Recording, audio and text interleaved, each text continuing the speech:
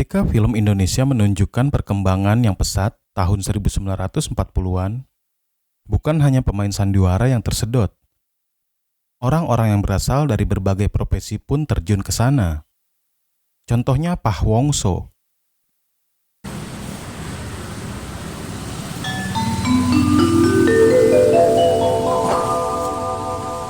Nona manis dari Jakarta,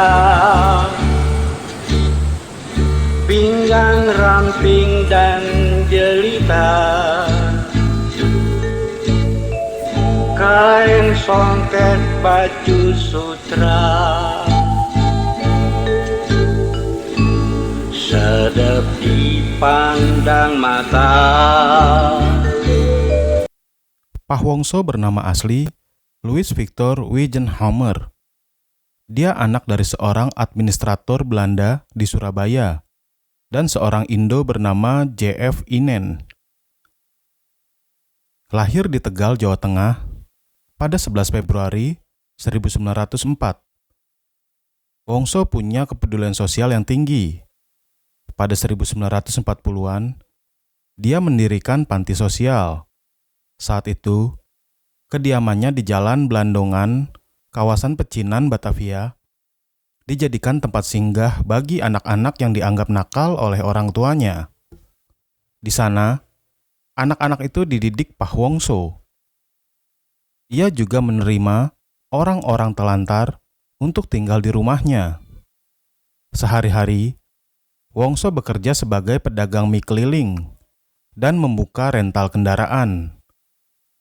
Dia pun sempat bekerja menjadi juru ketik di School tot Opleiding van Inlandse Artsen. Wongso menempuh pendidikan di HBS Semarang, kemudian melanjutkan studi sebentar di Sulker School di Surabaya. Lalu ia hijrah ke Batavia. Ia pun aktif dalam Palang Merah cabang Hindia Belanda. Ia juga memiliki kepedulian sosial terhadap rakyat Tiongkok yang tengah berperang melawan Jepang. Wongso kerap menghimpun dana dari pameran-pameran malam yang diadakan di berbagai kota, seperti Semarang, Surabaya, dan Yogyakarta. Ia mengadakan lelang dengan cara menjual makanan dan minuman ringan.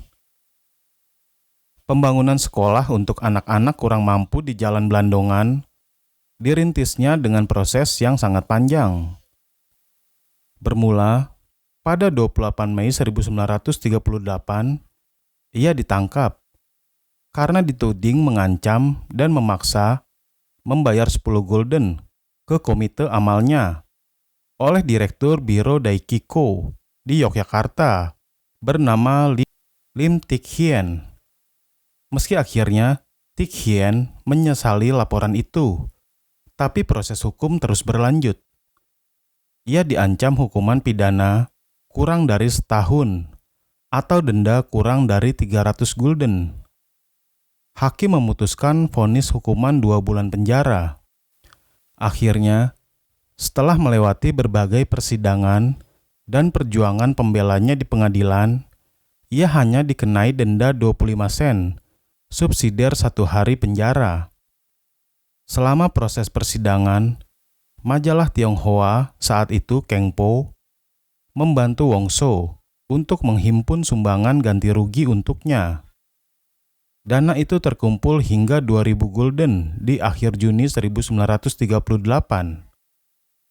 Dana sebesar itu akhirnya digunakan untuk membangun sekolah bagi anak-anak kurang mampu dan tempat singgah orang telantar. Pada 7 Agustus 1938, berdiri Pah Wongso Pri atau Yayasan untuk Anak-anak Miskin di Jalan Blandongan, Batavia. Di sini, Wongso memberikan pelatihan kerja untuk anak-anak miskin dan pemuda di Batavia. Ketenaran Wongso dalam gerakan sosial, terutama di kalangan Tionghoa, menggoda perusahaan film Star Film untuk mengontraknya bermain di film produksi mereka. Film pertama yang dibintanginya berjudul Pah Wongso Pendekar Budiman pada 1940.